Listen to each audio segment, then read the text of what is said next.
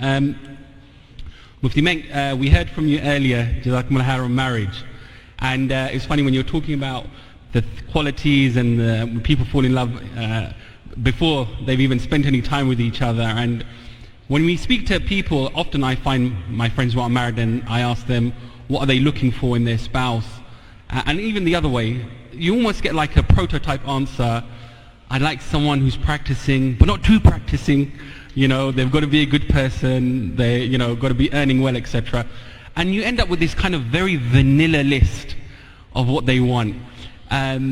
What would you say, if you could say, of all the questions, 3 top questions that a person should ask their potential spouse or the family should ask when considering marriage? I think, Bismillah ar-Rahman ar-Rahim, one of the most important things is when you ask a question directly to the person you want to get married to, they may deceive you if they want to marry you sometimes. And a lot of the times people don't realize that. It's so easy to say, yeah, I pray 5 times a day, and then you get married to them and they don't pray. Or I read lots of Quran and they don't even know how to read the Quran. It has happened. So it's easy to say, ask the questions, but you have to know from someone who knows them. That's what and that's why the Prophet ﷺ speaks about knowing a person either by having lived with them. In fact, it's Umar ibn Khattab radiallahu anhu who mentions in a specific way about knowing someone either by living with them, traveling with them, or doing business with them. Obviously, when it comes to who you're going to get married to, you would have to either communicate with people who know that person. So say, for example, there is a potential spouse for a daughter of mine. I would need to contact or get hold of some of the crowd that this guy mixes with just to find out, without having asked him specifically. Because you're going to ask someone, do you smoke? He says, no, I don't. And then when you marry him, he smokes. And then he tells you, well, I thought you were asking me about cigarettes. I just smoke weed. And that's happening. It's happening right now. And there are people who say, well, what's wrong with weed? The whole world does weed. It's a fact. This is what's going on. It's not the way. So as much as we have a list of things, it's not wrong to have a list of things to check. But how you're going to check that is what's of essence. So I've also told people, you have a list. Are you a person whom someone who ticks your list would actually be interested in?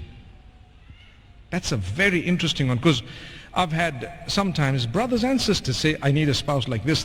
Some of them are prohibitive, which means it's very difficult to find a person like that. The first question I say, for argument's sake, we found a guy, we brought him here. When he looks at you, do you think he'd be interested in you? I mean, you want a Yusuf alayhi salam. You know, you got to also be someone who's somewhere, you know, up the lines there, man. So it's tricky, but I think it's important to check out character. When they're upset, when they're angered a little bit, how do they react? That says a lot about a person. You know, when things don't go their way, how do they react? That to me will tell you a lot about a person. Similarly, the issue of responsibility. Are they responsible? Is this person responsible? Responsible meaning religiously, obviously, to begin with, responsibility with their prayer with Allah subhanahu wa ta'ala. A few other matters, you know, trustworthiness comes into the issue of responsibility as well. And thereafter, you know, you look at broader character, because the deen has been included. You know, responsibility, like I said, it would include, as a Muslim, to be a person who prays, to be a person who's got a connection with Allah, who's got conscious, who knows what to do and when to do it and how much of it to do. Wallahu a'lam. May Allah make it easy.